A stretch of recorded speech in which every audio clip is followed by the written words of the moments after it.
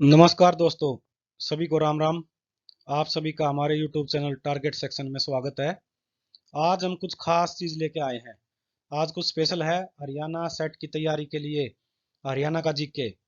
और आज हरियाणा के जीके में हम कुछ पुराने पेपर्स को सोल्व करेंगे, जिससे आपको ये आइडिया लगे कि प्रश्न आते कैसे हैं। पुराने पेपर यहाँ पर हमने दो सोल्व किए हैं, जिनमें से हमने हरियाणा का जीके उठाया है। एक है हरियाणा पुलिस का और दूसरा है हरियाणा में पटवारी का पेपर।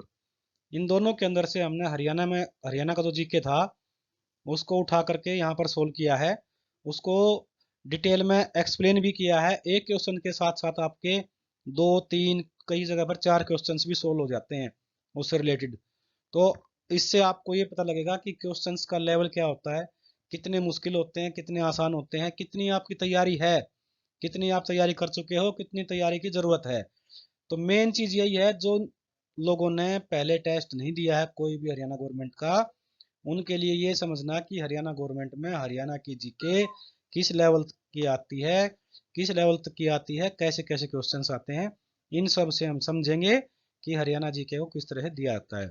और साथ साथ में ये हरियाणा जीके के एमसीक्यूज हैं, मल्टीपल चॉइस क्वेश्चंस हैं, जो कि एग्जाम में भी कहीं ना कहीं घुमा फिरा करके आएंगे ही। और तो बाहर से लाएंगे नहीं। हरियाणा की जीके तो हरियाणा में से ही होगी। और पेपर अब की बार लगभग 6 सेट में होगा, 8 भी हो सकते हैं। यानी कि एक बार की कैपेसिटी हमारी लगभग 1.5 लाख कैंडिडेट की है। लेकिन जो फॉर्म भर दिया है वो लगभग 10 लाख पहुंच चुके हैं। तो एक बार में तो टेस्ट होता नहीं, तो कम से कम भी 6 बार में जाके टेस्ट होएगा। तो क्वेश्चंस कहाँ से आएंगे? क्वेश्चंस तो यहीं से आएंगे, हरियाणा के क्वेश्चन हरियाणा में से ही होंगे। तो चलिए समझते हैं कि क्या लेवल होता है, किस तरह के प्रश्न आते हैं, और हमने किस तरह की तैयारी करनी है। अब इससे आइडिया लग जाएगा कि तैयारी हमारी कितनी है और कितनी ज्यादा करनी है। चलिए स्टार्ट करते हैं आज के हरियाणा के जीके के पुराने पेपर्स के क्वेश्चंस। Let's start. तो साथियों चलो शुरुआत करते हैं हरियाणा पुलिस के क्वेश्चन से। हरियाणा जीके क्या क्या आई थी इसमें। अब इसके सीरियल नंबर हैं ये अलग अलग होंगे, क्योंकि ये क्वेश्चन पेपर के बीच बीच में सीरियल नंबर से क्वेश्चंस दिए गए थे। सो पहला क्वेश्चन है, ओलंपिक खेलों में स्वर्ण पदक को कितनी राशि हरियाणा में मिलती है? सो भाई हरियाणा के अंदर जो गोल्ड मेडल आता है उसको 6 करोड़ गोल्ड को मिलती है। ठीक है, और इसका ये आंसर है। और उसके बाद जो रजत पदक लाता है उसको मिलती है 4 करोड़, और 2.5 करोड़ रुपए मिलती है कांस्य पदक वाले को।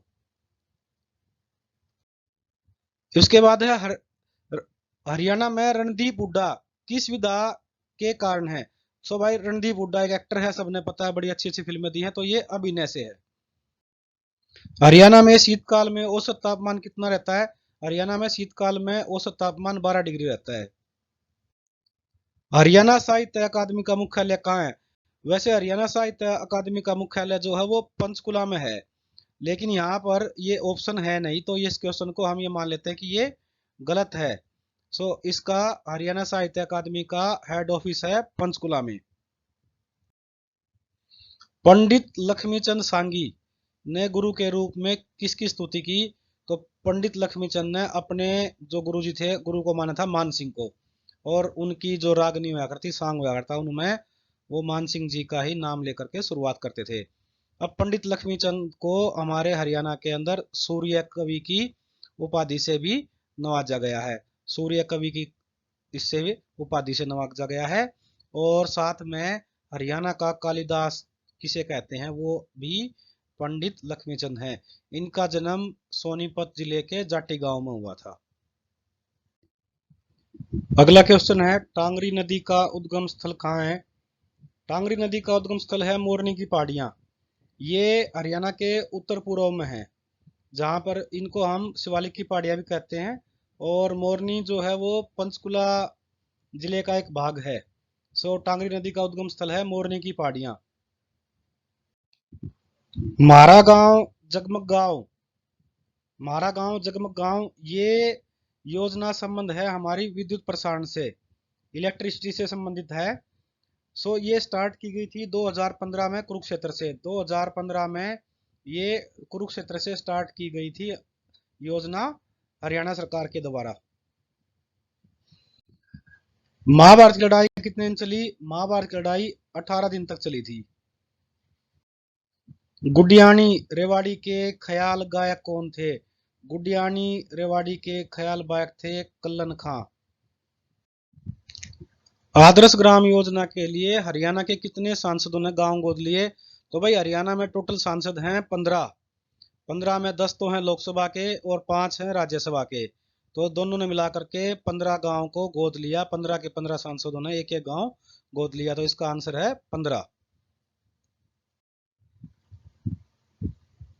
12 बाट होना। 12 बाट होना जैसे हम कहते हैं भाई सब कुछ 12 बाट हो लिया, मतलब भाई कति नाश हो लिया है। सो इसका जो आंसर है 12 बाट का हरियाणवी में वो है नष्ट होना। अब आगे है तोसाम में अति प्राचीन हिंदू मंदिर। तो भाई तोसाम में अति प्राचीन हिंदू मंदिर है वो है शिव जी भगवान जी का। अगला क्वेश्चन है हरियाणा में गांव में अमावस की छुट्टी का संबंध किससे है? सो कई जगह पर लोगों ने निशान लगाया है गंगा स्नान से। भाई ये गलत है। गंगा स्नान जो एक पर्व है, बाकी अमावस तो हर महीने आती है। अमावस की छुट्टी हम कैसे मनाते थे पुराने टाइम में? पुराने टाइम में जो हमारे बैल, जो कि हमारे खेत में कमाने वाले परिवार का पेट भरने वाले थे, उनको भी महीने में एक दिन की छुट्टी दी जाती थी कि आज अमावस है, चलो आज बैलों को भी रेस्ट करने दो, इनसे भी काम ना लो। सो जो हरियाणा में अमावस की छुट्टी का संबंध था वो था बैलों की छुट्टी से। तावड़ू नगर किस जिले में है? तावड़ू मेवात, मेवात जिले में है, जो कि अब इसका जो जिला है वो है नू। मेवात जो है वो अब उसको नू के नाम से जानते हैं। ये तावड़ू सोना तावड़ू के नाम से ही फेमस है। सोना जहाँ पर जो गुड़गांव की एक तहसील है, गर्म पानी का चश्मा है, उसके पास में ही एक नगर है, शहर है तावड़ू, जो कि मेवात डिस्ट्रिक्ट का एक भाग है।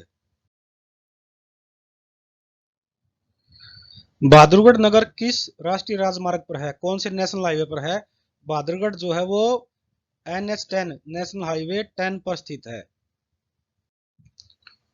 तो यमुनानगर में गांव मुगलवाली में किस नदी का खुदाई का कार्य चल रहा है?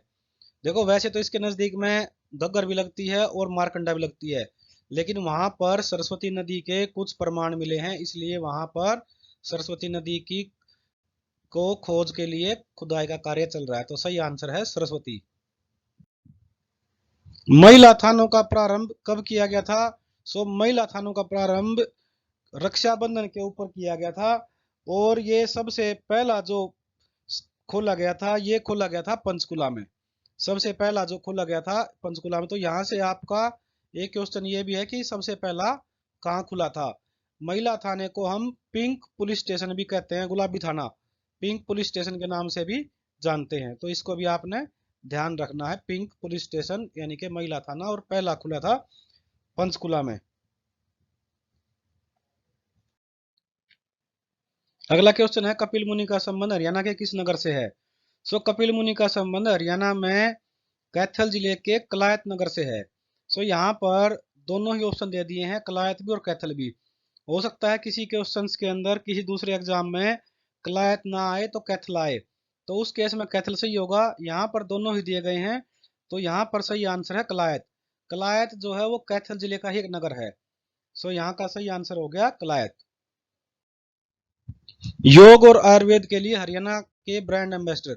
योग के लिए हरियाणा के ब्रांड एम्बेसडर हैं बाबा रामदेव। अगला क्वेश्चन है खरीफ फसल की कटाई इन महीनों में होती है? खरीफ फसल हमारे हरियाणा में आपको पता है कि खरीफ और रबी की दो फसलें होती हैं। खरीफ की फसल गेहूं कटने के बाद जून जुलाई में बोई जाती है। इसमें हमारे बाजरा, ज्वार, ग्वार, तिल, इस तरह की हमारी फसलें होती हैं। और दोबारा से गेहूं बोने से पहले ये अक्टूबर नवंबर में काट ली जाती हैं। सो जो इनकी कटाई होती है वो होती है अक्टूबर नवंबर में। सही आंसर है अक्टूबर नवंबर।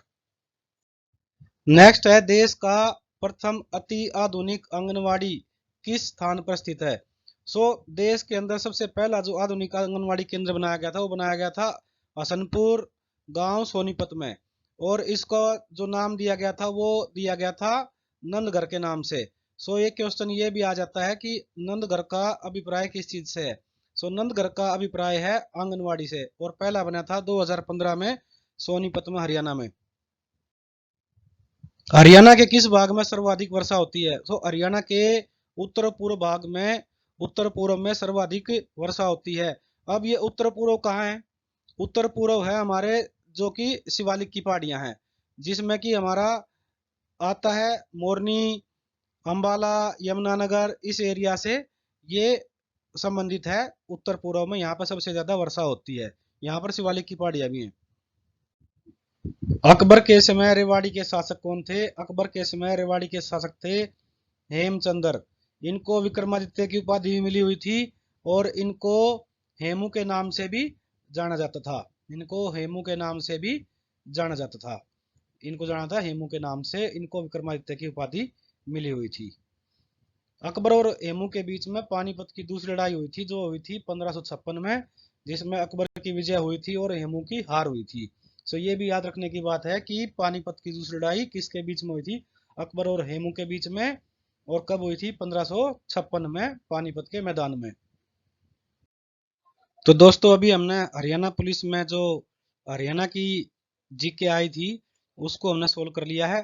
अभी हम हरियाणा पटवारी के एग्जाम में जो हरियाणा जनरल नॉलेज के क्वेश्चंस आए थे उनको सोल्व करेंगे। तो आइए स्टार्ट करते हैं। साथियों अभी हमने पढ़ा ही था कि पानीपत का दूसरा युद्ध अकबर और हेमू के बीच में हुआ। मैं साथ में बता भी दूं कि पानीपत का पहला युद्ध बाबर और इब्राहिम लोदी के बीच में 1526 में हुआ था। यहाँ पर क्वेश्चन आया है कि मराठों और अहमद शाह अब्दाली के बीच में हरियाणा में कौन सा युद्ध लड़ा गया? तो पानीपत का तीसरा युद्ध लड़ा गया था मराठों और अहमद शाह अब्दाली के बीच में। ये लड़ा गया था 1761 में। 1526 में पहला, 1556 में दूसरा और 1761 में तीसरा। अगला क्वेश्चन है हरियाणा के किस जिले में सरसों की सर्वाधिक खेती होती है? तो ऑप्शन के अकॉर्डिंग यहाँ पर आंसर डी है, महेंद्रगढ़ जिले में सबसे ज्यादा सरसों की खेती होती है। नेक्स्ट क्वेश्चन है कानोड का किला किस नगर में स्थित है? कानोड का किला जिला महेंद्रगढ़ में स्थित है। यहाँ पर कानोड गेट के नाम से एक जगह भी है। और इतिहास में अगर पढ़ के देखें तो महेंद्रगढ़ का पुराना नाम कानोड है। हरियाणा का सबसे कम साक्षरता वाला जिला। ऑप्शन के अकॉर्डिंग जो सबसे कम साक्षरता वाला जिला है वो है हमारा मेवात। मेवात जो है हरियाणा में सबसे कम साक्षरता, सबसे कम पढ़ा लिखा जिला है। हरियाणा गठन के समय यहाँ पर केवल 7 जिले थे। हरियाणा गठन के समय पर केवल 7 जिले थे। इसके बारे में जब हरियाणा के जिले, मंडल, इनके बारे में जब एक वीडियो बनाएंगे तो उसके बारे में बताएंगे कि इनका गठन कब कब हुआ था। बीजिंग ओलंपिक में 2008 मुक्केबाजी में किस खिलाड़ी ने कांस्य पदक जीता? बीजिंग ओलंपिक में, ओलंपिक के अंदर मुक्केबाजी में विजेंद्र सिंह, ये भिवानी के रहने वाले हैं, इन्होंने कांस्य पदक जीता था 2008 में, विजेंद्र सिंह ने। कोस मीनारों का निर्माण किसने करवाया था? कोस मीनारों का निर्माण शेरशाह सूरी ने करवाया था। कोस मीनारों का मतलब होता है कोस कोस के ऊपर मीनार बना दी जिससे कि लोगों को रेस्ट करने के लिए जगह मिल जाए। ये करवाया शेरशाह सूरी ने। मोरनी की पहाड़ी किस जिले में है? मोरनी की पहाड़ी पंचकुला में है। अब देखो ये हमने किया था हरियाणा पुलिस वाला पेपर इससे पहले सोल्व। उसके अंदर आया हुआ था कि मोरनी की पहाड़ियों से टांगरी नदी निकलती है और उसमें हमने एक्सप्लेन किया था कि ये पंचकुला में है। दोनों अगर हम बात करें क्वेश्चन पेपर की, दोनों एग्जाम की, तो क्वेश्चंस का तरीका बदल गया लेकिन डिटेल उनसे मिलती जुलती ही है। तो मोरनी की पहाड़ियां पंचकुला में है, ये हमारे उत्तर पूर्व में है। आगे है हरियाणा के मध्य में स्थित हृदय हरियाणा कौन सा नगर है? तो भाई हृदय हरियाणा जींद जिला जो है वो हरियाणा का हृदय है। इसका आंसर है जींद। हरियाणा संवाद पत्रिका का संबंध किस विभाग से है? हरियाणा संवाद पत्रिका हरियाणा सरकार की एक मैगजीन है जिसका संबंध सूचना एवं लोक संपर्क विभाग से है। जिला महेंद्रगढ़ में कौन सा खनिज पाया जाता है? जिला महेंद्रगढ़ में चूना पत्थर, कैल्साइट, तांबा, ये तीनों ही पाए जाते हैं। इसका जो आंसर है वो है उपरोक्त सभी। निम्नलिखित में से कौन सा विधानसभा क्षेत्र अनुसूचित जाति के लिए आरक्षित नहीं है? तो भाई अनुसूचित जाति के लिए आरक्षित नहीं है, इसका आंसर आएगा हमारा डी। महेंद्रगढ़ के अंदर कोई भी रिजर्व सीट के लिए नहीं रखा गया है। बाकी सभी जिलों में, गुड़गांव में, रेवाड़ी में और झज्जर में, इनके लिए सीट रिजर्व रखी गई है अनुसूचित जाति के लिए। So answer is D, Narnaul. बुनकरों का शहर, भाई बुनकरों का शहर फेमस है, पानीपत है। हिसार शहर की स्थापना किसने की थी? हिसार शहर की स्थापना की थी फिरोज तुगलक ने। इसका हमने हरियाणा की जो हिस्ट्री की प्रेजेंटेशन डाली है उसके अंदर भी बताया है कि इसकी स्थापना फिरोज तुगलक ने की थी। सो दोस्तों, यहाँ से आपको एक आइडिया लगना चाहिए कि किस तरह के क्वेश्चन आते हैं। ज्यादा क्वेश्चंस घुमा फिरा करके नहीं है, कुछ क्वेश्चन तो इजी हैं लेकिन कुछ क्वेश्चंस ऐसे हैं जो डीपली हैं, हमें कंसेप्ट की पूरी नॉलेज होनी चाहिए। और क्योंकि ये जो एग्जाम है ये भी कम से कम भी 6 बार में होगा, 6 शिफ्टों में होगा, जितने कैंडिडेट ने इसमें भरा है, क्योंकि हमारी जो कैपेसिटी है वो एक दिन में मैक्सिमम मैक्सिमम 1.5 लाख की है। तो अगर 6 शिफ्टों में होगा तो क्वेश्चंस का लेवल भी अलग अलग होगा और हमें पूरी तैयारी के साथ में पेपर में बैठना है। अगला क्वेश्चन है कि सुनील दत्त का संबंध किस जिले से रहा है? सुनील दत्त का संबंध हरियाणा के यमुनानगर जिले से रहा है। कौन हरियाणा के मुख्यमंत्री नहीं थे? पहला, भगवत दयाल शर्मा हरियाणा के पहले मुख्यमंत्री थे। राव वीरेंद्र सिंह दूसरे मुख्यमंत्री थे। बनारसी दास गुप्त तीसरे थे। जीडी तपासे, भाई इसका हमारे हरियाणा से कोई संबंध नहीं है, तो ये हरियाणा के मुख्यमंत्री नहीं थे, तो आंसर होगा जीडी तपासे। भिंडावास वन्य जीव अभयारण्य, ये भिंडावास वन्य प्राणी संरक्षण केंद्र है। यहाँ पर एक तरह से ये पक्षी विहार कह सकते हैं हम इसको, ये झज्जर जिले में है। फरीदाबाद जिले में बहने वाली नदी, फरीदाबाद और यूपी के बीच में यमुना नदी लगती है, इसके अलावा वहां पर और कोई नदी नहीं है। सरस्वती नदी, सरस्वती लगती है हमारी यमुनानगर और कुरुक्षेत्र अंबाला, अंबाला के साथ में। साई भी लगती है हमारी रेवाड़ी के साथ में। मारकंडा भी लगती है हमारी यमुनानगर और कुरुक्षेत्र के साथ में। सॉरी, फरीदाबाद की प्रमुख नदी हो गई यमुना नदी। पहला आकाशवाणी केंद्र, पहला आकाशवाणी केंद्र जो खुला था वो हमारा खुला था रोहतक में, और ये खुला था हमारा 8 मई 8 मई 1976 को ये खुला था रोहतक के अंदर हमारा पहला आकाशवाणी केंद्र। Central institute for research on buffaloes, buffaloes मतलब भैंस, भैंस के ऊपर रिसर्च करने के लिए कहाँ पर एक संस्थान स्थित है? तो वह जितने भी हमारे ये दूध से संबंधित है या भैंस से संबंधित या एग्रीकल्चर से हैं, वे दो ही जगह पर है, करनाल में या हिसार में। सो जो भैंस की रिसर्च के लिए है वो सेंटर है हमारा हिसार में। गुरुद्वारा नीम साहिब कहाँ पर है? गुरुद्वारा नीम साहिब कैथल में है। पांडु पिंडारा, पांडु पिंडारा ये पांडवों के नवजीवन से संबंधित है, जब युद्ध खत्म हो गया था तो उन्होंने वहां पर, ऐसी कहावत है कि पांडु पिंडारा पर वो गए थे वहां पे, तो ये है हमारा जींद में। पलवल जिले को, पलवल को जिला कब बनाया गया था? पलवल को बनाया गया था 2008 में, 15 अगस्त 2008 को बनाया गया था पलवल को जिला। साइना नेहवाल, साइना नेहवाल बैडमिंटन से संबंधित है और ये हमारे हिसार जिले से संबंधित है। साइना नेहवाल किस जिले से हैं? हिसार जिले से संबंधित है।